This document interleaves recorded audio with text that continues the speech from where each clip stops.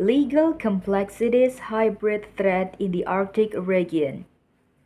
This article will focus on the legal framework that applies to the Arctic Ocean and highlight the legal gray areas that hybrid campaign could invest into violate international maritime law and law relating to the use of force. Global warming and the state appetite to extend their influence and access to more resources are evolving dramatically in the North Pole area.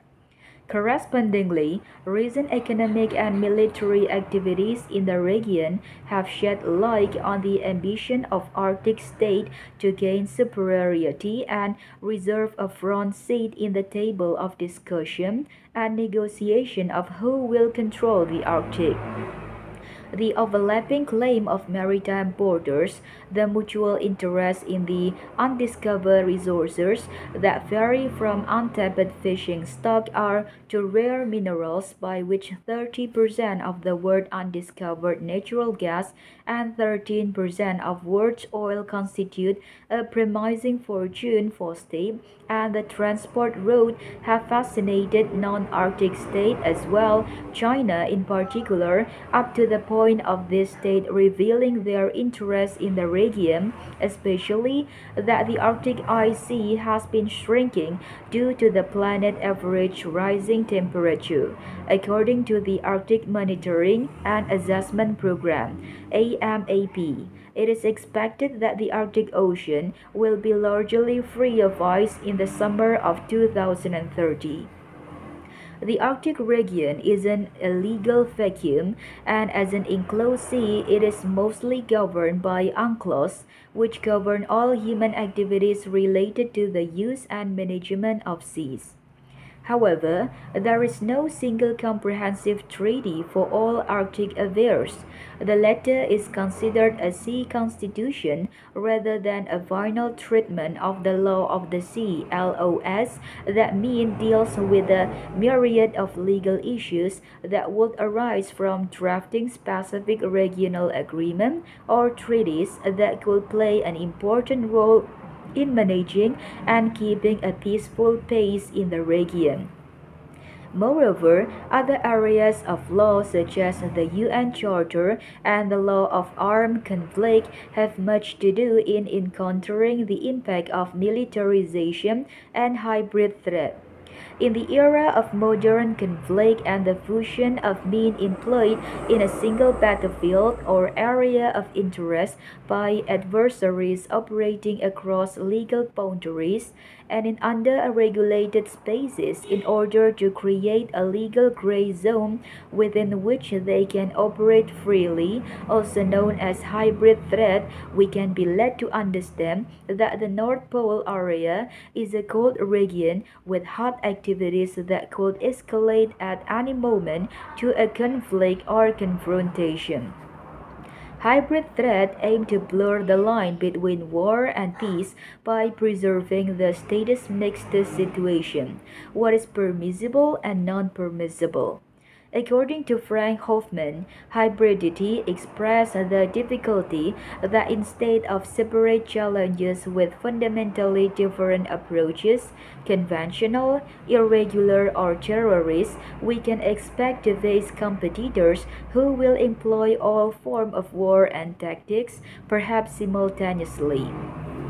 Hoffman defined hybrid warfare as any adversary that simultaneously and adaptively employs a fused mix of conventional weapon, irregular tactic, terrorism, and criminal activities in the battle space to obtain their political objective. Therefore, overlapping claim and the heavy militarization of the region create a proper environment for hybrid threat to be employed. Threat matching scenarios like that of South China Sea, but more complex due to the fusion of factors that challenge the applicable laws. The aim of this article is to examine the legal framework applicable to the North Pole area by analyzing the applicability of the jus ad bellum and UNCLOS in response to militarization and fusion of various tactics employed and how it would fruitfully duplicate scenarios similar to the annexation of Crimea in the hybrid warfare era. Further, this paper is concerned with shedding light on the legal complexities of hybrid threat regarding any relevant international legal frameworks and agreements such as the Ilulissat Declaration and Svalbard Treaty. The article began by explaining the legal regime of the Arctic, mainly the applicable laws. Afterward, it highlights the challenges of hostile confrontation by hybrid means and the legal complexities it generates.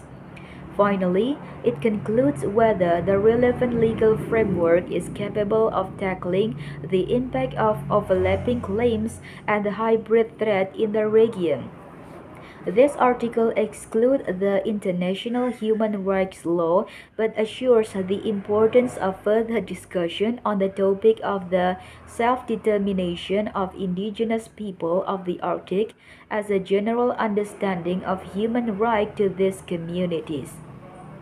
Hence, the novelty of this article lies in the examination of how the legal regime of the Arctic may approach or handle hybrid threat and their influence on international peace and security.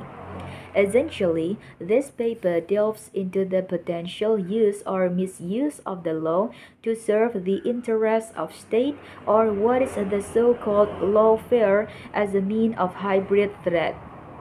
Legalistic articles and academic papers on the Arctic region are plentiful, especially by authors from Arctic states with a direct interest in the region, particularly in the aftermath of climate change and the adoption of the UN Framework Convention on Climate Change.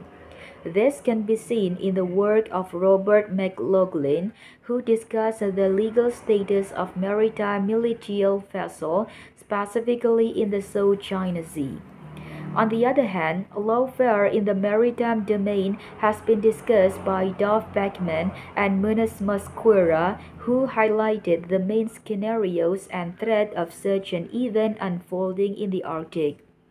Moreover, an important work by von Heineck distinguished incident at sea from hostilities and had great influence on the distinction between law enforcement and belligerent right at sea. However, further debate and discussion have influenced more scholars to dig deeper in the profound consequences of geopolitics and the mutual interests of states in the region as the condition of inhospitality previously made the legal dispute meaningless in some areas.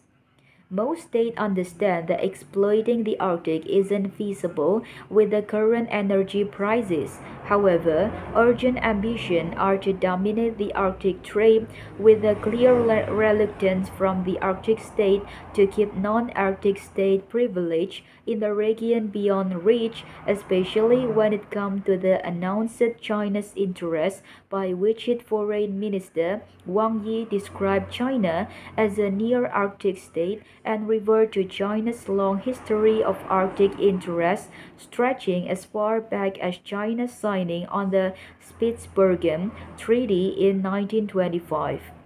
Therefore, this paper analyzes different scenarios of what the region might have to be prepared for and the hybrid threat that can violate the established peace regime and provide relevant examination and suggestion to the contemporary legal challenges in the Arctic.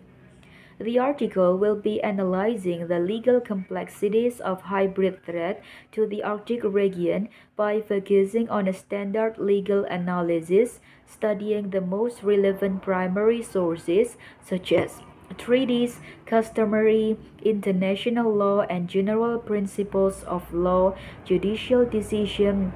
and legal doctrine, particularly the United Nations Convention on the Law of Sea, hereinafter the UNCLOS with regard to navigation right and the delimitation of continental shelf.